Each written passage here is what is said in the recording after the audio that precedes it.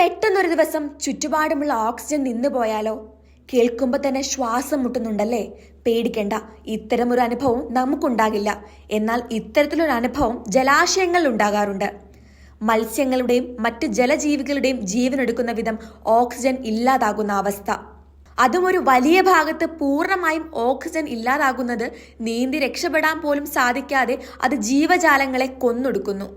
Dead zone എന്നാണ് അത്തരം oxygen രഹിത പ്രദേശങ്ങളെ അറിയപ്പെടുന്നത്.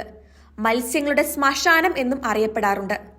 ചുഴലി പോലുള്ള എടി എന്ന പ്രതിഭാസം ഇവിടെ അനുഭവപ്പെടുന്നതിനാൽ സമീപമുള്ള മത്സ്യാവശിഷ്ടങ്ങളും മാലിന്യവും സമുദ്രത്തിന്റെ അടിത്തട്ടിലേക്ക് ഇത് വലിച്ചെടുക്കുകയും ചെയ്യും.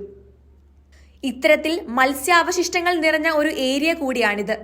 ലോകത്ത് നിലവിൽ 500ഓളം ഡെഡ് സോൺ ഗവേഷകർ കണ്ടെത്തിയിട്ടുണ്ട്.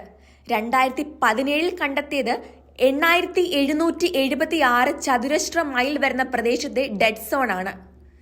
ഇന്നേ വരെയുള്ളതിൽ ഏറ്റവും വലുത്. കേരളത്തിന്റെ വലിപ്പം 15005 ചതുരശ്ര മൈലാണെന്ന് ഓർക്കണം. അതായത് കേരളത്തിന്റെ പകുതിയോളം വരുന്ന പ്രദേശത്തെ ഓക്സിജൻ പൂർണ്ണമായും ഇല്ലാതാകും. എന്നാൽ മനുഷ്യന്റെ പ്രവൃത്തികൾ കൊണ്ടും ഇത്തരം ഡെഡ് സോണുകൾ ഉണ്ടാകാറുണ്ട്.